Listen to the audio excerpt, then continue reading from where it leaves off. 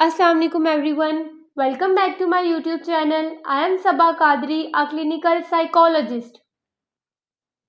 जैसा कि हमने कल बात की थी कि आज की हमारी वीडियो का टॉपिक डिप्रेशन पर होगा कि डिप्रेशन क्या है और इसकी क्या वजूहात हो सकती हैं।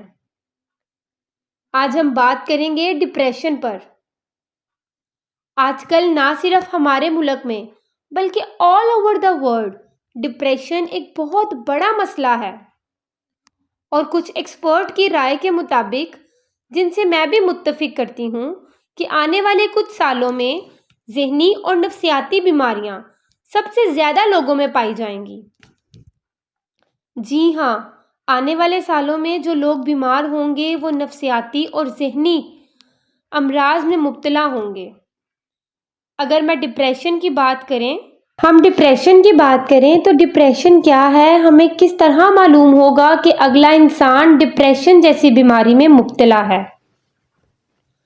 अगर कोई शख्स बगैर वजह के उदास रहता है, किसी का लाइफ में दिल नहीं लगता, कोई काम करने का दिल नहीं करता, और अगर बहुत ज़रूरी काम है तो इसमें भी टाल मटोल करता रहता है कि अब करता हूँ, कल करता हूँ, किसी और दिन करता हूँ, किसी चीज़ में कंसंट्रेशन नहीं रहती, किसी भी चीज़ पे फोकस नहीं कर पाते, बगैर वजह के परेशानी महसूस होती है, रोना आता है और अकेले रहने का दिल करता है। लोगों के साथ ताल्लुकात ख़राब होने लग जाते हैं, ठीक से काम नहीं कर पाते, तो ऐसे लोग डिप्रेशन की बीमारी के शिकार होते हैं।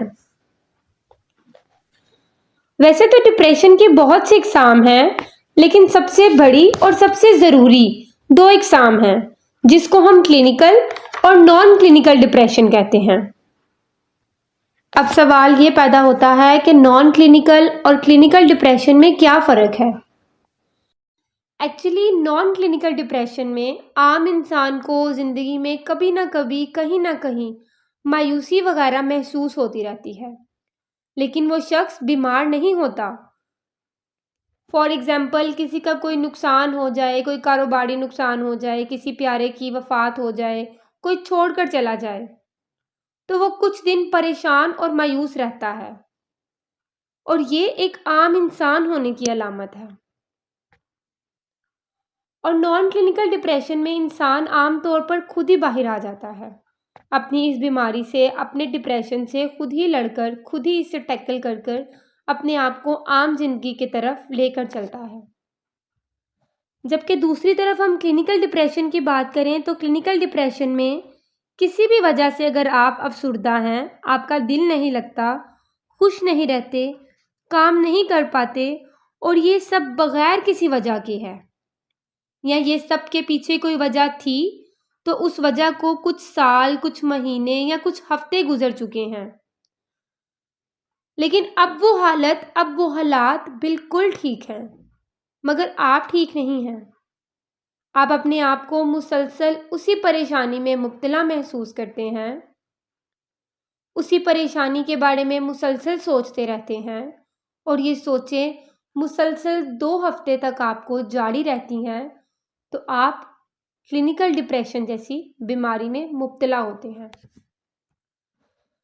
अब हम यहाँ बात करते हैं कि क्लिनिकल डिप्रेशन के भी आगे से बहुत सी इकसाम हैं।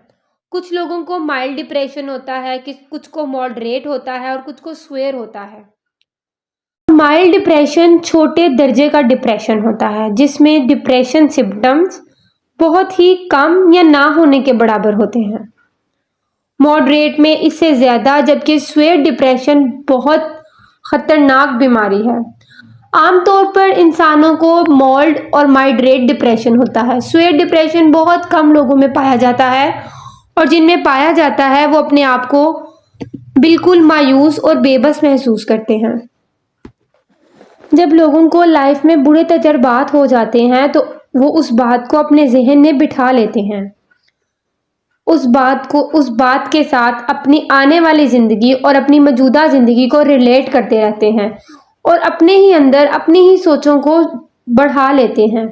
ऐसे लोग डिप्रेशन का शिकार हो जाते हैं। देखिए, यहाँ मैं आपको बताना चाहती हूँ कि डिप्रेशन छोटा मसला नहीं है। डिप्रेशन का मतलब है नो लाइफ।